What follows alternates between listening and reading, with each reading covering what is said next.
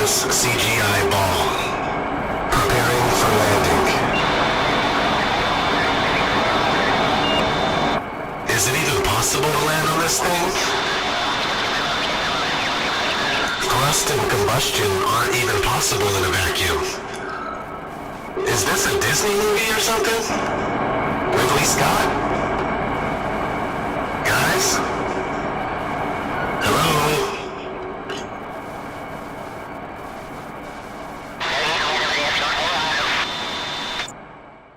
Hey everybody, ODD here. This will be a quicker and cleaner version of the video that I made last night.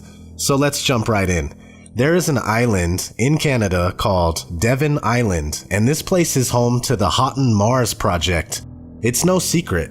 In September of 2015, Gerrardism made a video about this, and it caught my attention, and it made me think a lot.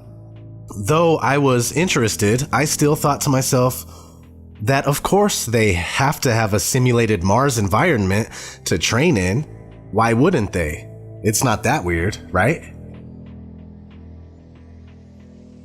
But since that time, I've learned a whole lot more about the idea of space travel, vacuums, non-vacuums, and how thrust and combustion are impossible in a vacuum. Therefore, space travel is a hoax. Let me show you what I mean with two scientific experiments that were conducted in a vacuum chamber. I'll link these videos in the description, all credit to Cody's lab. This first video proves that thrust is not possible in a vacuum. Hi everyone, welcome back to Cody's lab. So as you can see, we're using the vacuum chamber once again, and I actually have a little feather right there, as you can see, suspended in front of a 12-volt electric fan. See, I got the batteries, a pressure gauge, and everything in there. To turn it on, I have a little tilt switch, says magnetically controlled. You can see when I turn the fan on, it blows the feather all over the place. This is, of course, at atmospheric pressure right now. So, I want to take this down to Martian conditions. You might have noticed the Martian reference over there. First thing I'm going to do is add a little bit of dry ice to the chamber, just so that the atmosphere gets replaced with CO2. Many of you guys were complaining about that last time.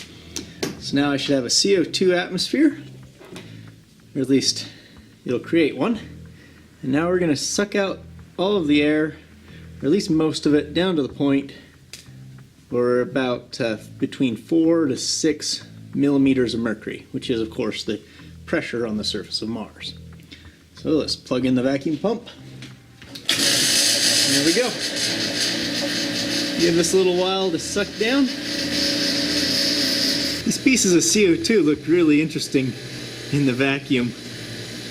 The gas produced causes them to levitate and float all over the place.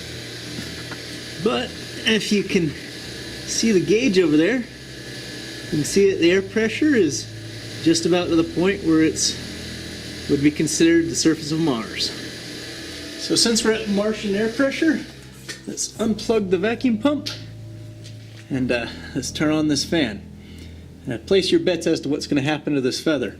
Now the fan's only going to produce maybe 10 miles per hour worth of wind.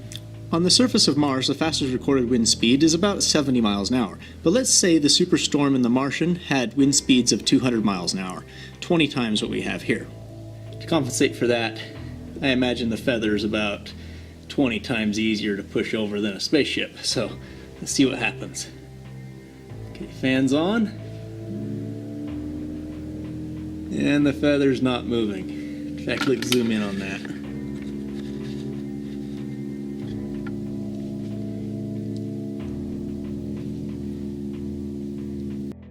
This second experiment proves that combustion is not possible in a vacuum. So how about something that has its own oxidizer, such as gunpowder? See, this is a mixture of charcoal, sulfur, and potassium nitrate. When heated, the potassium nitrate gives off oxygen, which the sulfur and charcoal uses to burn. So I've got a little bit sitting in there. Let's apply the laser goggles, and let's light it off. First in the atmosphere, and then in the vacuum.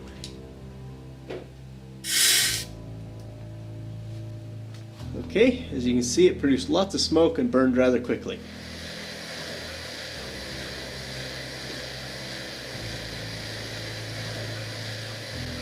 Most of the air is now gone. Let's see what happens.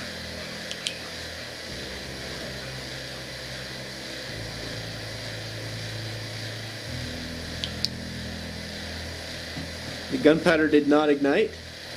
I saw some smoke coming off of it, so I know it burned a little. Let's try again more in the center of the pile.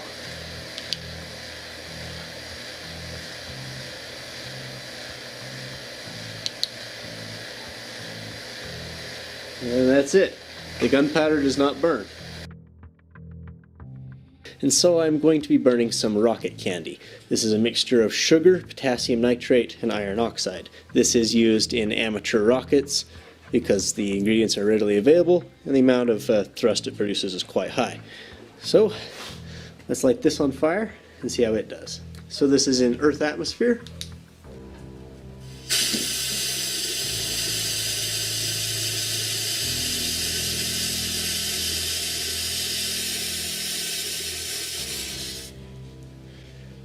As you can see, it burns rather rapidly, producing a little bit of thrust even. As you can see towards the end, it moved it around. So now let's try it inside of a vacuum.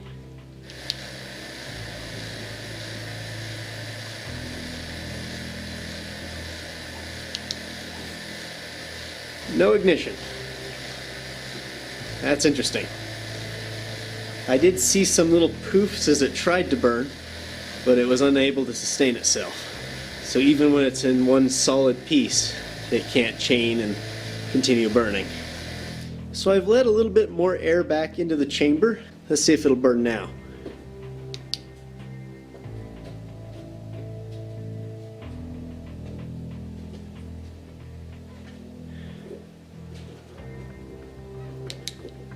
That's a no-go on burn.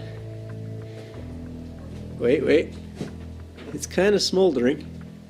And it's out. Acetone peroxide in the atmosphere in 3, 2, 1. Yes, that's a little bit more volatile than gunpowder is.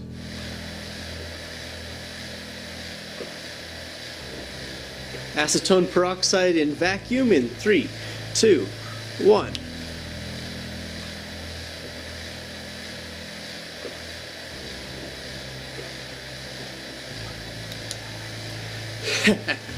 It still didn't burn. So essentially, what we have here is solid evidence that space travel is fake. Therefore, the Mars rover is a complete hoax, and this Mars simulated environment on Devon Island is where they fake Mars rover footage and where they will fake all future Mars footage. I mean, they could fake this anywhere really, Greenland, Nevada, or even other remote islands such as Devon Island. But since the Houghton Mars project is public knowledge, we have a good lead here. Since at least the 1950s, going to Mars has been a common theme in movies, TV shows, and cartoons and whatnot. And what these movies are doing are conditioning us to believe that a trip to Mars is viable, which it isn't. We are merely being programmed to buy into the hoax when the time comes.